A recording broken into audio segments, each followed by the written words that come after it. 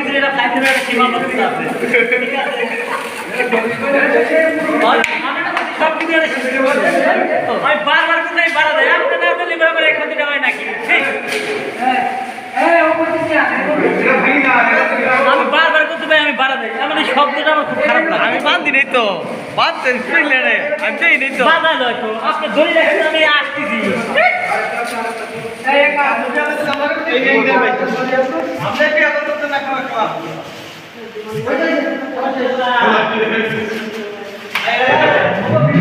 খেলা শেষ হয়ে গেছে